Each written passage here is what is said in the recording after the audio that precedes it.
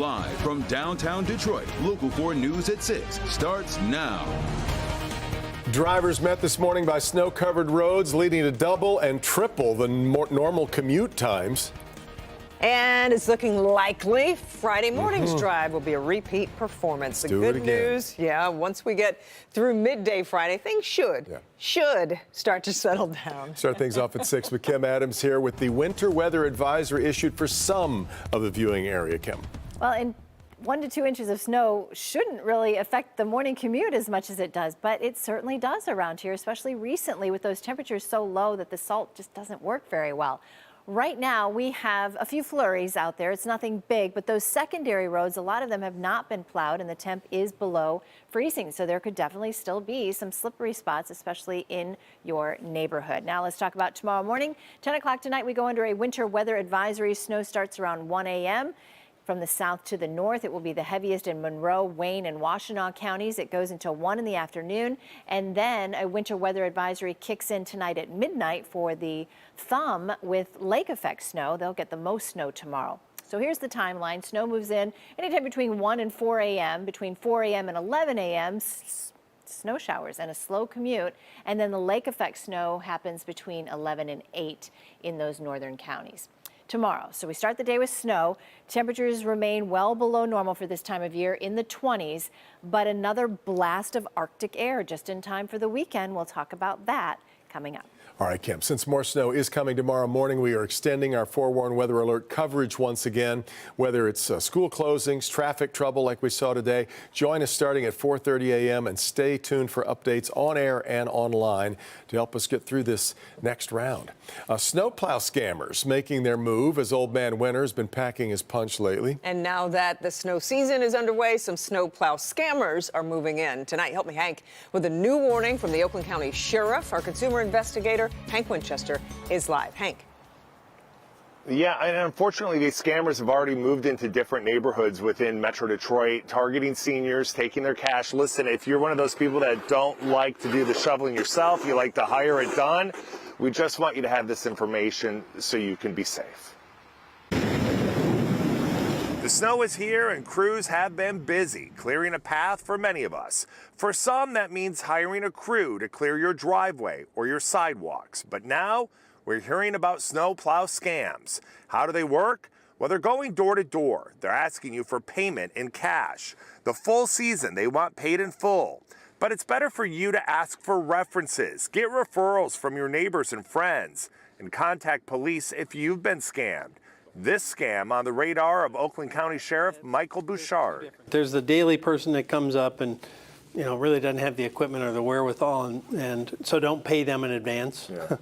If somebody is just on a very snowy day comes up and says, I'll do your driveway for X amount, and you agree, pay them when it's done to your satisfaction. Never pay for a service in full up front. That's how these scammers are getting you. If it's a year contract, make sure you check their references, make sure they're insured, and then because a lot of times they require you to pay up front. Yeah. But make sure you check those things before you agree and give them any money. The Better Business Bureau has been tracking different snowplow scammers for the last few years, and in most cases, they come in from out of state. They target one neighborhood, they get your money, and they're gone. Most of the scammers that we see with snow removal do go door to door. Some are done on advertisements online, whether through Craigslist or social media.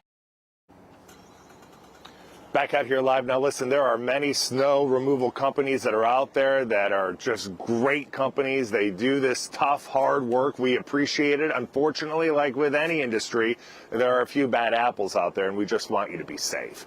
We're live here tonight. Hank Winchester, help me, Hank. Back to you. Yeah. Okay, Hank, thank you. A landscape truck driver has been released from police custody after being arrested after hitting and killing an elderly woman in Frazier. As we reported yesterday, police said the man was salting a strip mall parking lot at 15 Mile and Hayes when his truck hit an 86-year-old woman as she was walking out of a salon. EMS rushed the woman to McLaren Macomb Hospital, but the injuries were just too severe.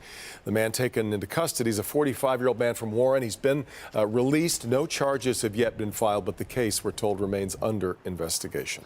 A Detroit woman is accused of a bizarre attack against a child at the Somerset Collection in Troy. Police say 25-year-old Rihanna Valentine grabbed a 10-year-old little girl at the food court and slammed the child's head into the glass of a display case. Investigators say surveillance video shows Valentine smiling and laughing at the child after that attack, and the footage also shows she was not provoked in the moments leading up to that attack. Valentine left the scene but was arrested the next day after returning to the Somerset Collection. She's free on bond with a tether. As she promised she would, Michigan's Secretary of State is asking the U.S. Supreme Court to decide whether Donald Trump can appear on the ballot here. Jocelyn Benson today formally petitioned the High Court to make a quick decision on Trump's eligibility to serve as president.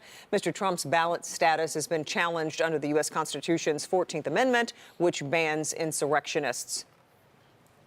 Last month, the Michigan Supreme Court ruled Trump can appear on the February 27th primary ballot unless the U.S. Supreme Court rules otherwise. So obviously, we will be keeping a close watch on this one with the Michigan primary now just a few weeks away. Well, if you're a Lions fan, this has probably felt like an unusually long week. Sunday's divisional playoff game at Ford Field can't get here soon enough. Of course, Coach Dan Campbell and his team making use of every moment, though. Probably doesn't seem long enough for them, especially with players they're trying to get on the mend before they face off against the Buccaneers. Here they are on the practice field at Allen Park today. But truly, Bernie, the anticipation here really off the charts. Expectations, just that's the thing. We all wanted them to have a playoff game. Now they keep rising, right? Well, I think when you get this close to something you never really thought possible, you begin to realize how these chances are so rare. Right. Lions are better physically this time around when they faced Tampa earlier this season. Hobie is standing by live in Allen Park with that story. Hey, Hobie.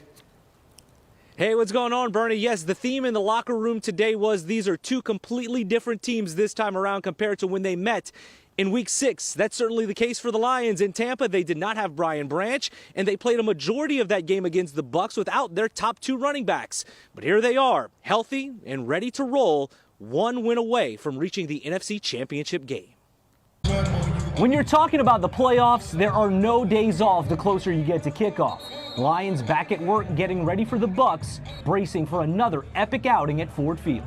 The best game I've ever been a part of as a player, atmosphere-wise. So my challenge to the fans is to be even better this week. I know they will be. They've been great all year. The Lions beat Tampa in Week 6, scoring only 20 points against the Bucs, the lowest they've scored in a victory this year. Injuries played a part last time. Jahmyr Gibbs didn't play, and David Montgomery, he got hurt, limiting the Lions' ability to run, knowing they must be better to ensure a win again. What do you expect your play to be like on Sunday in a game where everything's going to be on the line? I always expect a big game out of myself, don't matter what game it is. But, I just want to come out on top with a win. So whoever we had up last time, we fell short of our standard. And, the good news about where we are as an offense is we can shift and we can flow, and that doesn't shut us down entirely. By breaking a 30-year playoff skid, the Lions made history a week ago with a chance to make even more on Sunday, seeking the team's first appearance in the NFC Championship game since that 1991 season. all that stuff can wait because I'm trying to do a real historic run. And this game is just another game on the road, and we just got to focus on them right now. But there's a bigger picture. There's always a bigger picture. And this team keeping their eyes on the prize right now, but another perceived distraction, their coordinators interviewing for head coaching opportunities. But offensive coordinator Ben Johnson said earlier today, nothing is more important than the game plan right now, as they now get ready to face the Bucs on Sunday at 3 o'clock, a game you can watch right here on Local 4. Back to you guys in studio.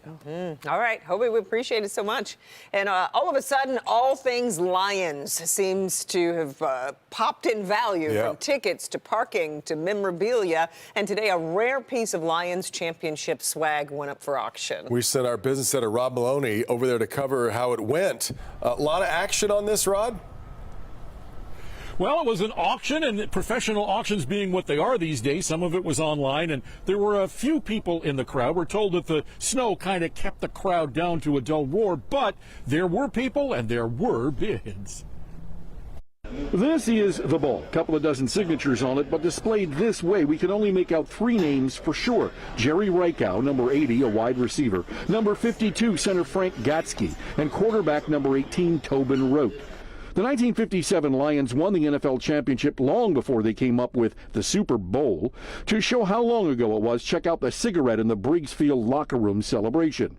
Now, this is not a game ball. It's merely a football with Lions signatures.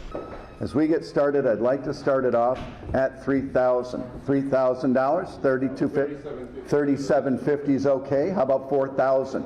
And Bob Dumichel says they're authenticated. The signatures were collected by a Western Union delivery man, Victor Pegg Sr. Tasked with delivering packages to each Lions player, he had the presence of mind to hold it out with each door knock. And so that year, he went around with the football as he was delivering their packages. He was having them sign the football. He passed the ball to his son, and then again it went to the next generation. And we're going to close it. Sold. That's your bidder, Dwight, for $4,000. Congratulations, and go Lions. Dumichel's Dwight Oscar took the bid from an anonymous bidder. Yeah. Were you surprised it went for that? Yeah, I was. Yeah. Really? You thought it would be more or less? Oh, yeah, I thought it would be more. A lot of people was asking about it, and we did a lot of condition on it, so yeah. $4,000, not bad for the family. And those pictures, wasn't that great history to go take a look at? So the family gets the $4,000, and maybe they wonder, could we have gotten more? Well, the timing seems to be perfect, so congratulations to them. Back to you. Well, do we know anything about who paid the $4,000, Rod? Anonymous bidder, but it was, I'm told, a woman from Detroit. That's all we know. Good deal. All right, Rod. Congratulations. It's interesting. The NFL did use white footballs for night games until the fifth, so that players could see them until the 50s. Yeah. All right. Well, Lions fans, here's your best option to stay warm this weekend before the game. We're giving away 2 official Herm and Lowe blankets to 2 lucky insiders. You can enter to win right now on the contest page. You click on Detroit.com. We'll pick the winner live during the pregame show when Herman Moore stops by to chat with us.